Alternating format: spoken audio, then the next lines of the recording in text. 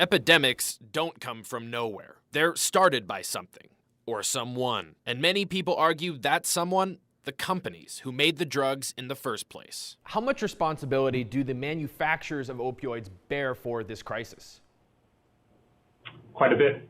Bob Ferguson, Attorney General for the state of Washington, has brought a lawsuit against Purdue Pharma. They're the manufacturers of OxyContin, a popular opioid. There's a lot of accountability for them, not just for producing that OxyContin, but the way in which they deceptively promoted their product by indicating to doctors that it was not especially addictive, when in fact we know quite the opposite is the case.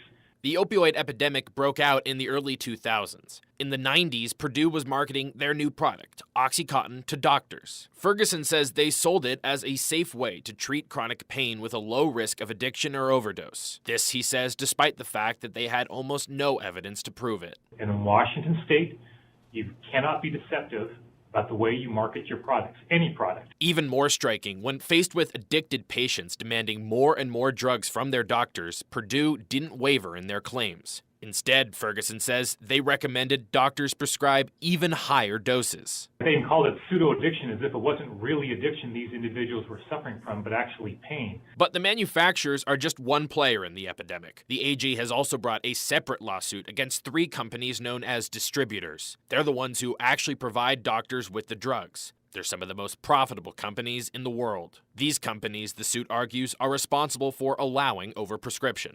Literally, there are about a dozen counties in our state, many of them in eastern Washington, where these distributors sent more prescriptions, again, not pills, prescriptions, than there were people in those counties. That's breathtaking in the extreme. The Federal Drug Enforcement Administration mandates that distributors keep track of suspicious orders of opioids and stop the shipments before they go out. They didn't, and the DEA has repeatedly fined them for it. They flooded these communities with opioids, and the harm that individuals and families are suffering from. I've spoken to too many families about this. It's heartbreaking. The number of opioid addictions that begin with prescription pills is decreasing as more and more people are going straight to heroin. Nonetheless, Ferguson says his suit remains critical. What these companies did is undefensible.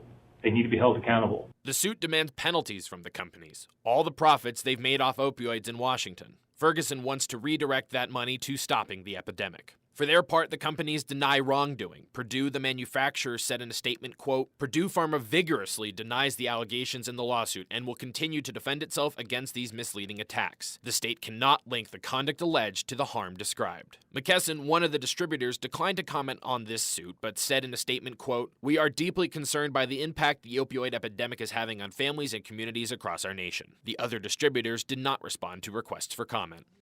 Now, Mark, Jane, any resolution to the suit is still months out. Ferguson says the next trial date is in February. The companies will, of course, have extensive resources, but Ferguson insists he wouldn't try any case unless he thought he could win it. It'll be interesting to see how many more states try to do similar actions, right? Absolutely. There are a ton out there already. Ferguson's one of the only dozens of them. Okay.